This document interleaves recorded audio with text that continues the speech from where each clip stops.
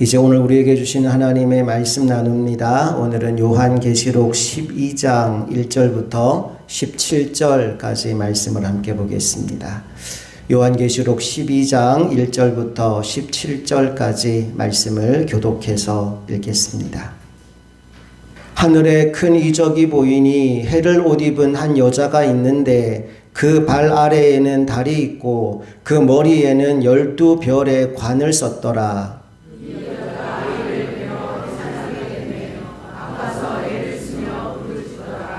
하늘에 또 다른 이적이 보이니 보라, 한 큰 붉은 용이 있어 머리가 7이요 뿔이 10이라. 그 여러 머리에 7 왕관이 있는데 그 꼬리가 하늘의 별을 3분의 1을 끌어다가 땅에 던지더라. 용이 해산하려는 여자 앞에서 그가 해산하면 그 아이를 삼키고자 하더니 여자가 아들을 낳으니 이는 장차 철장으로 만국을 다스릴 남자라. 그 아이를 하나님 앞과 그 보좌 앞으로 올려가더라. 그 여자가 광야로 도망하매 거기서 선인들이 지키는 그를 양육하기 위하여 하나님께서 예비하신 곳이 있더라. 하늘에 전쟁이 있으니 미가엘과 그의 사자들이 용과 더불어 싸울세. 용과 그의 사자들도 싸우나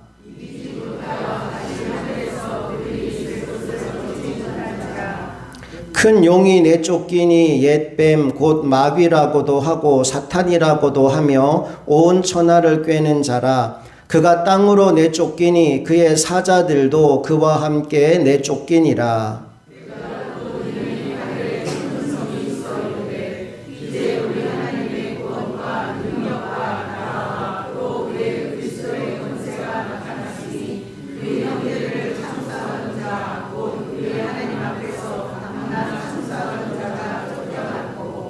또 우리 형제들이 어린 양의 피와 자기들이 증언하는 말씀으로써 그를 이겼으니 그들은 죽기까지 자기들의 생명을 아끼지 아니하였도다.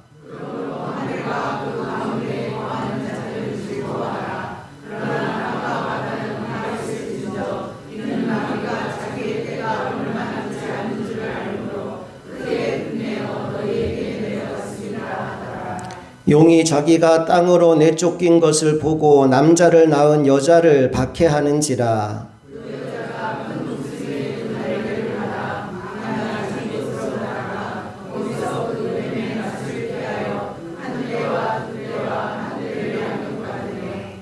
여자의 뒤에서 뱀이 그 입으로 물을 강같이 토하여 여자를 물에 떠내려가게 하려 하되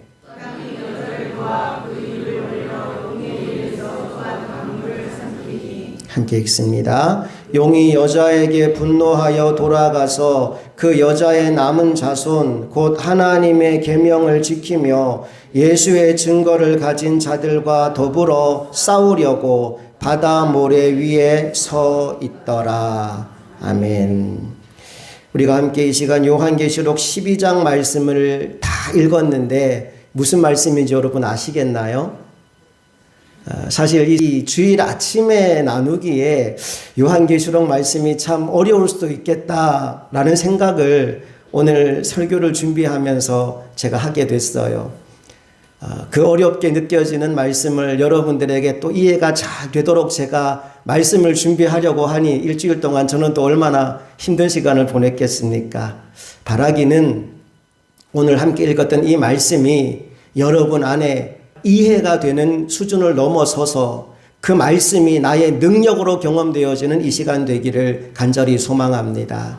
하나님이 부족한 사람의 입술을 붙드셔서 하나님이 이 말씀을 통해 전해주고 싶은 그분의 마음이 잘 전달되는 시간이 되기를 간절히 바랍니다.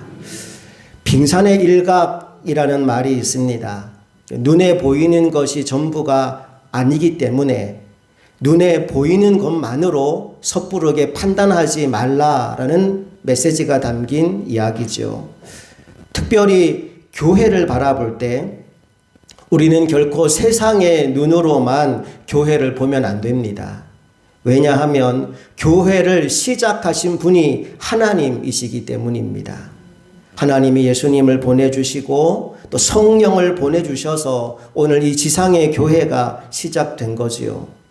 그렇다면 우리가 교회를 바라볼 때 육신적인 시각이 아니라 영적인 시각으로 바라보아야지만 교회를 제대로 볼 수 있는 겁니다. 육의 시각으로 보면 건물이 크고 사람이 많은 교회가 성공한 것 같고, 사람이 얼마 안 모이는 작은 교회는 실패한 것처럼 보일 수 있습니다. 하지만 영의 세계에서는 꼭 그렇지 않을 수 있어요. 우리가 이미 앞에서 소아시아 7교회를 살폈지 않습니까? 그 교회들 중에 크고 잘 나가는 교회들이 오히려 큰 책망을 받았고, 연약하고 힘든 가운데서도 믿음을 지키고 있는 교회들이 더 큰 칭찬을 받았다는 사실을 우리가 말씀을 통해 이미 확인했습니다. 그러므로 하나님의 교회는 겉모습만 보고 함부로 판단해서는 안 됩니다. 그 교회가 영적인 세계에서 사탄이 두려워하고 또 주님이 인정해 주시는 그 영적인 실력을 가지고 있느냐 그렇지 않느냐가 훨씬 더 중요한 일인 거죠. 그런 의미에서 오늘 우리가 함께 읽었던 요한계시록 12장이 매우 중요합니다. 왜냐하면 바로 이 지상의 교회가 감당해야 하는 영적 전쟁의 실체를 보여주고 있는 말씀이기 때문입니다. 지난주 우리가 나누었던 요한계시록 11장 말씀에서 사도 요한은 하늘 문이 열리고 하늘 성전이 열리고 또 성전 지성소 안에 있는 언약궤의 모습을 보게 되었습니다. 무서운 시련과 핍박을 견디고 있는 교회에게 하나님은 말할 수 없는 하늘의 비전을 보여주셨고 은혜로 채워주셨습니다. 오늘 이 시간에도 하나님이 하늘 문을 여시고 하늘의 비밀을, 하늘에 속한 신령한 복을 여러분에게 부어주는 시간 되기를 간절히 축복합니다. 옆 사람과 인사할까요? 하늘의 은혜를 누리는 시간 되기 바랍니다. 인사하겠습니다. 여러 가지 환난과 핍박과 어려움 가운데 있는 성도들에게 하늘의 은혜를 보여주신 이후에 이제 12장 말씀을 통해서 그런데 교회가 왜 세상에서 이토록 환난을 받는가? 이 시대의 교회는 무엇을 해야 되는가? 특별히 영적 전쟁에서 승리하려면 어떻게 해야 하는가라는 말씀을 우리에게 전해주고 있는데요. 1절 말씀을 다시 한번 함께 읽어보겠습니다. 시작. 하늘에 큰 이적이 보이니 해를 옷 입은 한 여자가 있는데 그 발 아래에는 달이 있고 그 머리에는 12별의 관을 썼더라. 요한이 환상 가운데 한 여자를 봅니다. 해를 옷 입고 있는 여자입니다. 그리고 그 발 아래에는 달이 있다고 합니다. 또 그 머리 위에는 12별의 왕관을 쓰고 있다고 기록되어 있지요. 여러분이 생각하기에 이 여자는 무엇을 상징하는 것으로 느껴지십니까? 제가 여러 주석을 찾아보니까 이 여자는 구약과 신약의 모든 시대를 통틀어서 하나님을 섬기는 하나님의 백성들, 다시 말해서 교회 공동체를 가리키는 것이다 라고 쓰여 있더라고요. 특별히 여기 12별은 구약의 12지파를 의미하고 또 신약으로 오면 12사도를 의미하는 것으로 완전한 하나님의 백성들을 가리킨다라고 많은 주석들이 써놓았습니다.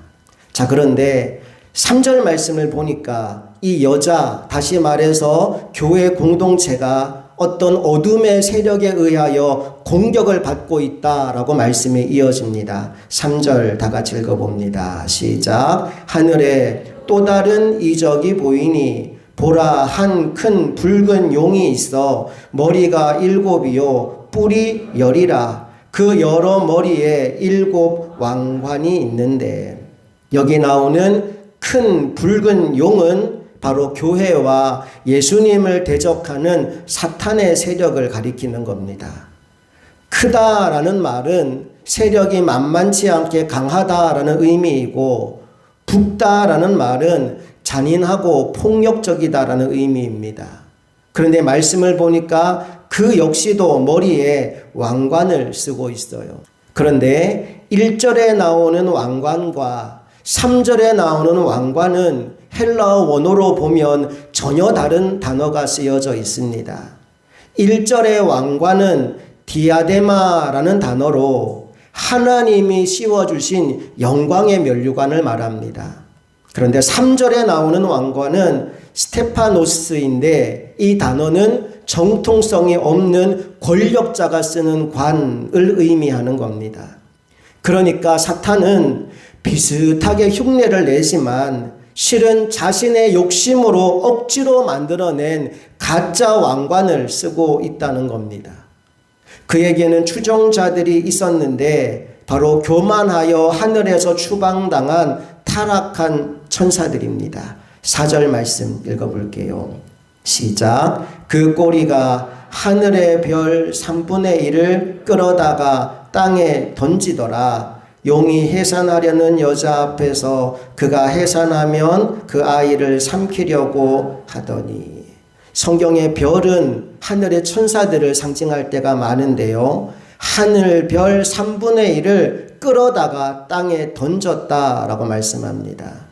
한번 생각해 보세요. 전체 천사들 중에 3분의 1이나 되는 상당히 많은 천사가 타락하여 우두머리 루시퍼와 함께 하늘에서 땅으로 쫓겨나게 되었다라는 겁니다. 9절 말씀 이어서 봅니다. 시작. 큰 용이 내쫓기니 옛 뱀 곧 마귀라고도 하고 사탄이라고도 하며 온 천하를 꿰는 자라.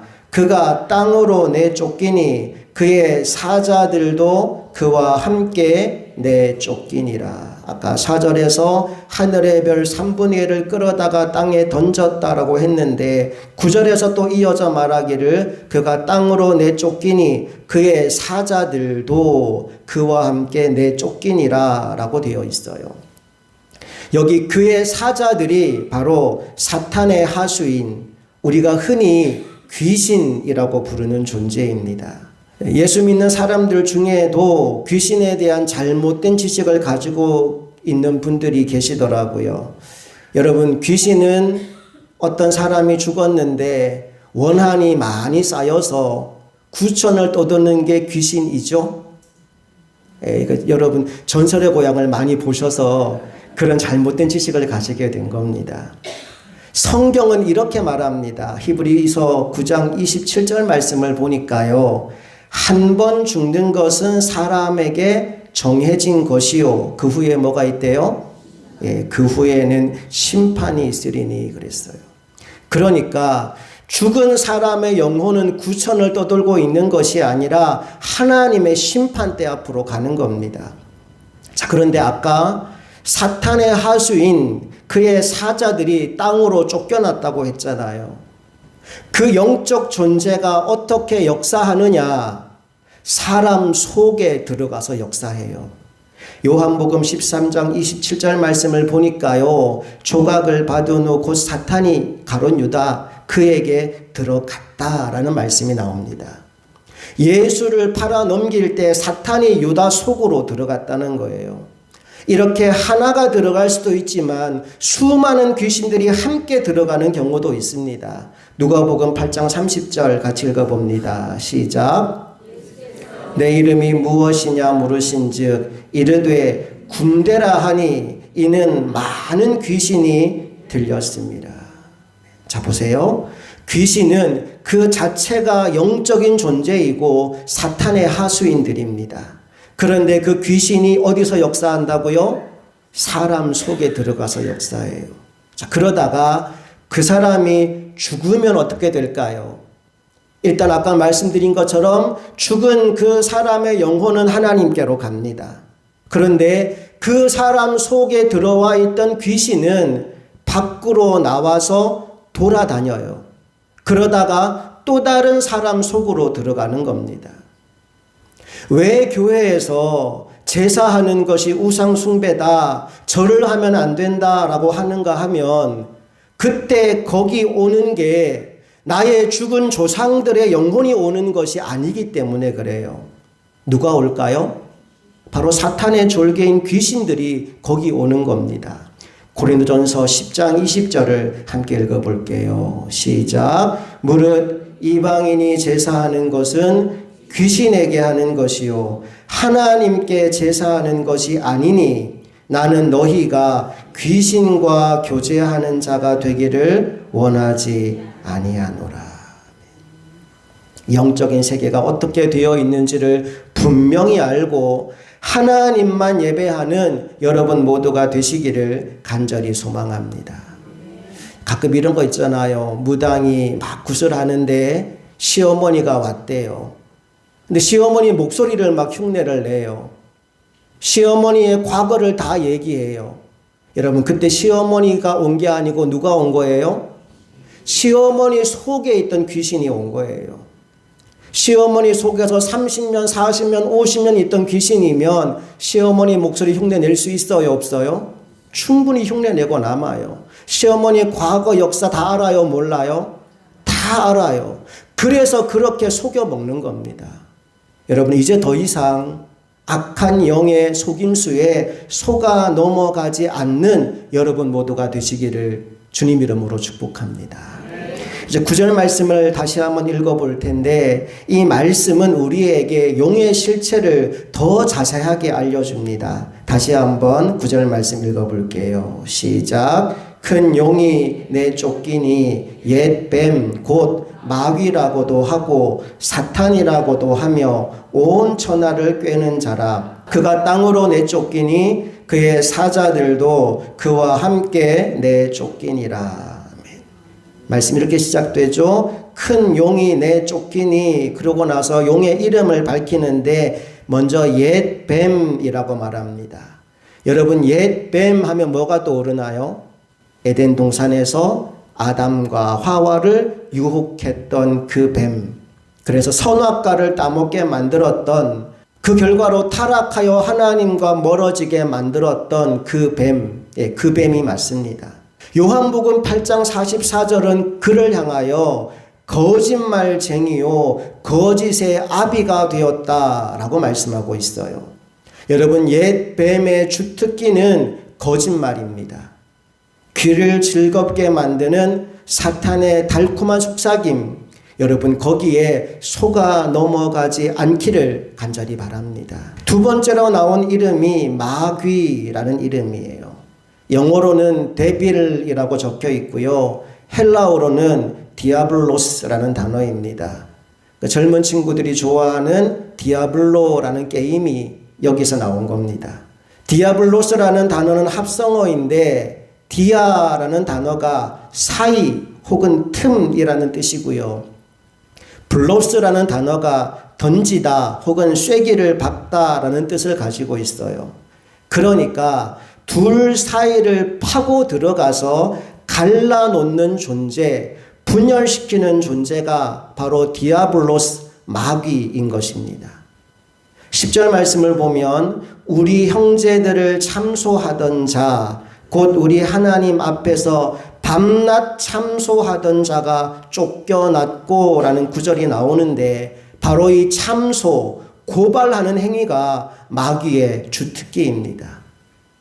마귀는 하나님 앞에서 끊임없이 우리의 잘못을 고발하여 하나님과 우리 사이, 또 성도와 성도의 사이를 이간질시킵니다. 혹 여러분 가운데 남의 험담하기를 좋아하고 나쁜 소문 내는 것을 좋아하는 사람이 있다면, 그래서 사람과 사람 사이를 갈라지게 만드는 일을 하는 사람이 있다면 그런 행동을 당장 멈추시기 바랍니다. 왜냐하면 그 행위는 자기도 모르게 내가 마귀 종로로 타는 결과를 얻게 되기 때문입니다. 하나님의 자녀는 무엇을 하는 사람이냐? 평화를 만드는 사람, 피스메이커입니다. 마태복음 5장 9절 말씀을 볼까요? 다 같이 읽어봅니다. 시작. 화평케 하는 자는 복이 있나니 그들이 하나님의 아들이라 일컬음을 받을 것이며. 누가 하나님의 아들, 누가 하나님의 딸이냐, 누가 하나님의 자녀냐? 화평하게 하는 자, 피스메이커. 평화를 만드는 사람이 하나님의 자녀다라고 말씀하고 있어요. 야고보서 3장 18절 말씀도 읽어볼까요? 다 같이 시작. 화평하게 하는 자들은 화평으로 심어 의의 열매를 거두느니라. 아멘. 하나님이 기뻐하시는 의의 열매를 거두는 사람이 누구냐? 화평하게 하는 사람, 화평을 심는 사람이 의의 열매를 거둔다라고 말씀하고 있죠. 고린도후서 5장 18절 말씀도 봅니다. 다 같이 시작. 모든 것이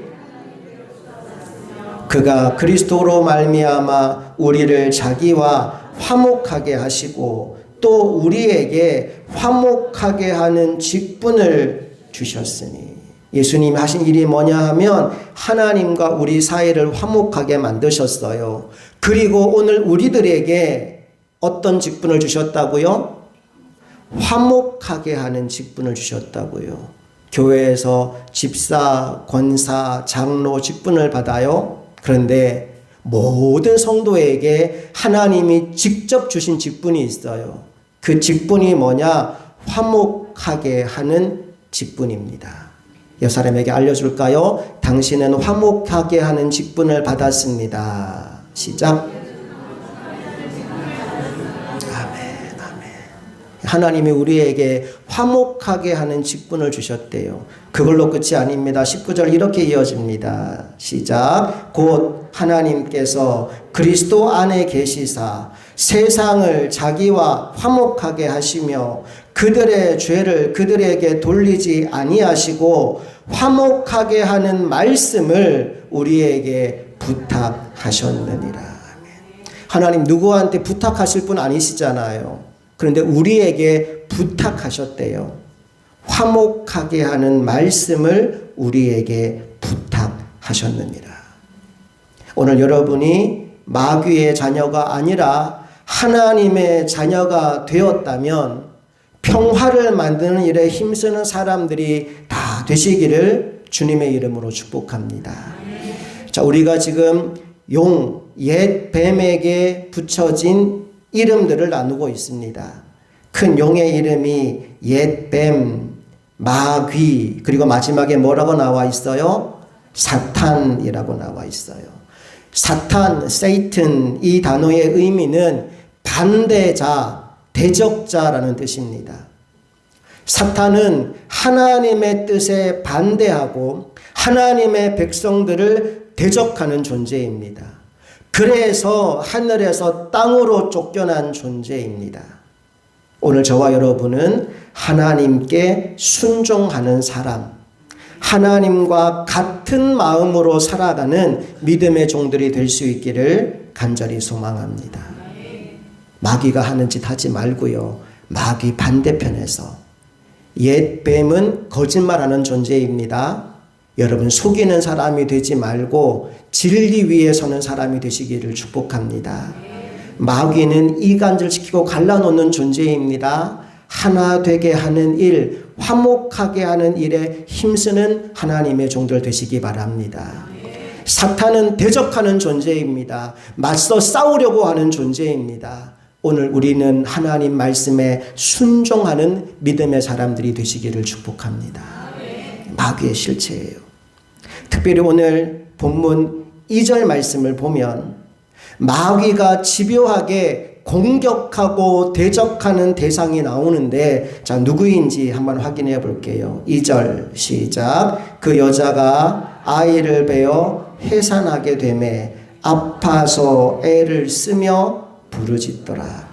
여기 구약과 신약의 믿음의 공동체를 상징하는 그 여자가 아이를 베어 임신하고 또 해산하게 되었는데 그 아이가 바로 예수 그리스도이십니다. 자, 이 아이를 해산하는 과정에서 아파서 애를 쓰며 부르짖었다라는 말씀이 나오죠. 그것은 구약시대의 하나님의 백성들이 얼마나 간절하게 메시아를 기다리며 부르짖었는지를 보여주는 말씀이에요. 자, 그리고 이 아기가 태어나게 되는데 용이 그 앞에서 대기하고 있습니다. 4절 후반부 말씀을 읽어봅니다. 시작. 용이 해산하려는 여자 앞에서 그 그가 해산하면 그 아이를 삼키고자 하더니. 보세요. 용이 여자 앞에서 기다리고 있어요. 아이가 태어나면 그냥 그대로 삼켜버리려고 벼르고 있습니다.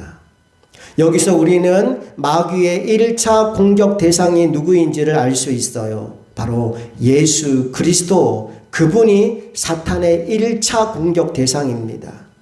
실제로 사탄은 아기 예수가 이 땅에 오셨을 때 분봉왕 헤롯을 부추겨서 2살 이하의 모든 남자아이를 다 죽이게 만들었습니다. 예수님을 죽이기 위해서였어요. 하지만 예수님은 이미 애굽으로 피신한 뒤였습니다.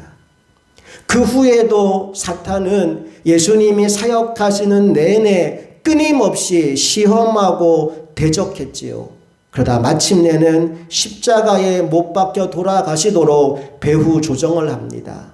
아까 가룟 유다 이야기도 나누었지만 유다의 마음속에 들어가서 예수 팔 생각도 심어주고 유다 속에 들어가서 유다를 조종해서 결국 예수님을 팔아넘기게 만들었다는 거 아닙니까? 그런데 예수님이 결코 만반한 분이 아니에요. 5절 말씀에 태어날 아기 예수님에 대한 설명을 하고 있는데 말씀이 이렇게 기록되어 있어요. 다 같이 시작. 여자가 아들을 낳으니 이는 장차 철장으로 만국을 다스릴 남자라. 그 아이를 하나님 앞과 그 보좌 앞으로 올려가더라. 예수님을 철장으로 만국을 다스릴 남자라고 표현했지요. 이 말씀은 사실은 시편 2편 말씀의 성취입니다. 시편 2편 7절 이하에 이런 말씀이 나오거든요. 스크린 보면서 함께 읽어볼까요? 내가 여호와의 명령을 전하노라. 여호와께서 내게 이르시되 너는 내 아들이라. 오늘 내가 너를 낳았도다. 내게 구하라. 내가 이방 나라를 내 유업으로 주리니 내 소유가 땅 끝까지 이르리로다. 내가 철장으로 그들을 깨뜨리며 질그릇같이 부수리라 하시도다. 죽음을 이기시고 부활하신 예수 그리스도는 모든 심판의 권세를 받아서 이 세상의 왕국을 심판하실 것입니다. 특별히 이 세상 왕국을 뒤에서 조종하고 있는 모든 어둠의 세력들을 산산이 무너뜨려 버리실 것입니다. 그러니 마귀가 긴장하지 않을 수가 없는 거죠. 오늘 본문 7절 이하의 말씀을 보면 하늘의 전쟁의 장면이 펼쳐지게 되는데 마귀의 군대는 하나님의 군대 상대가 되지 않습니다. 하나님은 등판할 필요도 없어요. 천사장 미가엘에 의해서 처참하게 패배한 사탄은 땅으로 내쫓기게 됩니다. 7절부터 9절까지를 읽어봅니다. 시작. 하늘에 전쟁이 있으니 미가엘과 그의 사자들이 용과 더불어 싸울세. 용과 그의 사자들도 싸우나 이기지 못하여 다시 하늘에서 그들이 있을 곳을 얻지 못한지라. 큰 용이 내쫓기니 옛 뱀 곧 마귀라고도 하고 사탄이라고도 하며 온 천하를 꿰는 자라. 그가 땅으로 내쫓기니 그의 사자들도 그와 함께 내쫓기니라. 아멘. 용은 하나님의 아들이신 예수 그리스도를 죽여보려고 없애보려고 별짓을 다 했지만 그러나 하나님은 최후 승리를 거두게 하십니다. 그리고 하늘의 전쟁에서 무기력하게 패배하여 이 땅으로 쫓겨가게 만드십니다. 특별히 창세기 3장 15절 말씀에 보면 이런 예언의 말씀이 나옵니다. 아담과 하와가 선악과를 따먹고 범죄한 이후에 뱀에게 내린 하나님의 저주의 말씀인데요. 자, 3장 15절에 뭐라고 기록됐는지 함께 읽어볼게요. 시작. 내가 너로 여자와 원수가 되게 하고 내 후손도 여자의 후손과 원수가 되게 하리니 여자의 후손은 내 머리를 상하게 할 것이요 너는 그의 발꿈치를 상하게 할 것이니라 하시고, 여기 너는 사탄을 지칭하는 것이고 후손은 예수님을 가리키는 것입니다. 너는 그의 발꿈치를 상하게 할 것이다 라는 것은 예수님을 십자가에 못 박아 죽이는 사건에 대한 예언입니다. 그리고 그가 내 머리를 상하게 할 것이다 라는 말씀은 예수께서 부활하시고 승천하셔서 십자가의 능력으로 사탄의 권세를 멸하실 것을 말씀해 주고 있는 겁니다. 이제 사탄은 패배했습니다. 그러나 이대로 끝낼 사탄이 아니지요. 그래서 어떻게 할까요? 공격 대상을 바꿉니다. 사탄의 다음 공격 대상은 바로 여러분들이에요. 지상에 있는 교회와 신자들이 다음 공격 대상이라고 13절에 말씀이 나옵니다. 다 같이 시작. 용이 땅으로 내쫓긴 것을 보고 남자를 낳은 여자를 박해하는지라. 남자를 낳은 여자 교회 공동체라 그랬어요. 교회를 박해합니다. 15절 시작. 여자의 뒤에서 뱀이 그 입으로 물을 강같이 토하여 여자를 물에 떠내려가게 하려 하되, 교회를 없애버리려고 어마어마한 물을 막 부어서 물에 떠내려가게 만듭니다. 그것만이 아니지요. 17절 말씀도 읽어봅니다. 시작. 용이 여자에게 분노하여 돌아가서 그 여자의 남은 자손 곧 하나님의 계명을 지키며 예수의 증거를 가진 자들과 더불어 싸우려고 바다 모래 위에 서 있더라. 그 여자의 남은 자손, 하나님의 계명을 지키며 예수의 증거를 가진 자가 누굴까요? 바로 여러분들이에요. 그들과 더불어 싸우려고 바다 모래 위에 서 있었다로 17절이 끝이 납니다. 끊임없이 공격하고 또 공격해요. 하지만 여러분, 두려워하지 마십시오. 사탄의 공격만 있는 것이 아닙니다. 또 뭐가 있느냐? 하나님의 보호하심도 있습니다. 6절 말씀 봅시다. 시작. 그 여자가 광야로 도망하매 거기서 1260일 동안 그를 양육하기 위하여 하나님께서 예배하신 곳이 있더라. 사탄은 우리를 공격하지만 하나님은 그 공격을 기회로 삼아서 우리를 양육하셔요. 우리를 양육하시기 위해 예비한 곳이 있대요. 14절 읽어봅니다. 시작. 그 여자가 큰 독수리의 두 날개를 받아 광야 자기 곳으로 날아가 거기서 그 뱀의 낯을 피하여 한 때와 두 때와 반 때를 양육받으매. 하나님이 우리를 광야로 데려가셔서 양육하신다라고 되어 있죠. 16절 말씀으로 가봅니다. 시작. 땅이 여자를 도와 그 입을 벌려 용의 입에서 토한 강물을 삼키니. 아까 말씀에 그런 말씀 나왔죠. 강물로 막 떠내려가게 만들려고 했는데 땅이 입을 벌려서 물을 다 삼켜버렸대요. 하나님이 도와주십니다. 여러분, 하나님은 결코 여러분들을 고아와 같이 버려두지 않으십니다. 마치 암탉이 그 새끼를 날개 아래 모음과 같이 하나님은 그분의 자녀들을 모으시고 보호해 주십니다. 그러니 어떤 환난이 찾아오더라도 두려워하지 마십시오. 담대하십시오. 주님이 주시는 평강을 누리십시오. 요한복음 16장 33절을 믿음으로 함께 읽어봅니다. 시작. 이것을 너희에게 이르는 것은 너희로 내 안에서 평안을 누리게 하려 함이라. 세상에서는 너희가 환난을 당하나 담대하라. 내가 세상을 이기었노라. 아멘. 주님의 승리가 여러분의 것이 될 수 있기를 간절히 바랍니다. 제가 어떤 책에서 이런 카피를 본 적이 있어요. 고난은 있으나 패배는 없다. 교회의 현주소를 너무나 잘 보여주는 문장인 것 같아요. 사탄의 유혹과 시험, 수많은 고난이 찾아올 수 있어요. 그건 어쩌면 필연입니다. 세상에서는 환난을 당할 수 있다고요. 그러나 뭐는 없다고요? 패배는 없습니다. 담대하라. 내가 세상을 이기었노라. 자, 그렇다면 주님의 승리를 나의 것으로 오늘 누릴 수 있도록 만들어주는, 다시 말해 사탄과 대적하여 싸울 수 있는 무기는 무엇이 있을까요? 오늘 본문 11절에 그 무기가 소개되어 있습니다.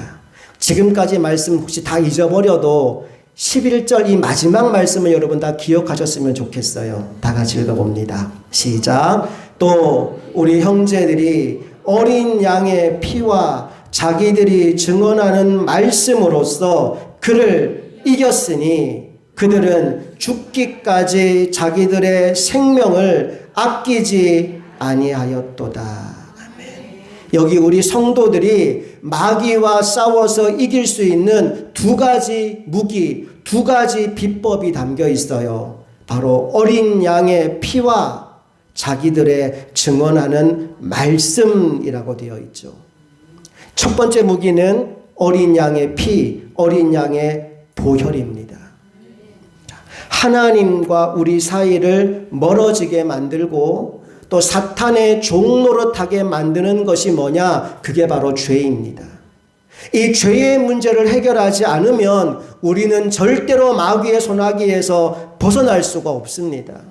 또 하나님의 은혜와 긍휼을, 하나님의 능력을 공급받을 수도 없습니다.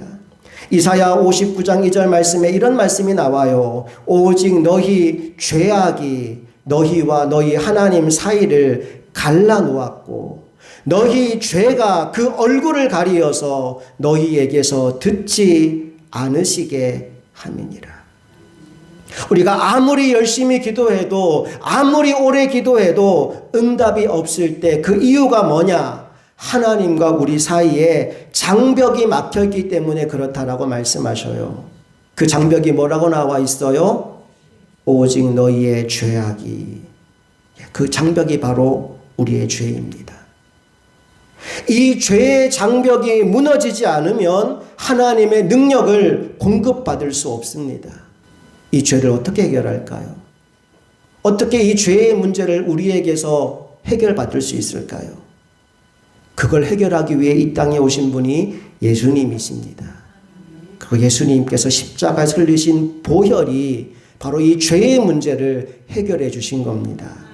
요한일서 1장 7절 다 같이 시작. 그가 빛 가운데 계신 것 같이 우리도 빛 가운데 행하면 우리가 서로 사귐이 있고 그 아들 예수의 피가 우리를 모든 죄에서 깨끗하게 하실 것이요.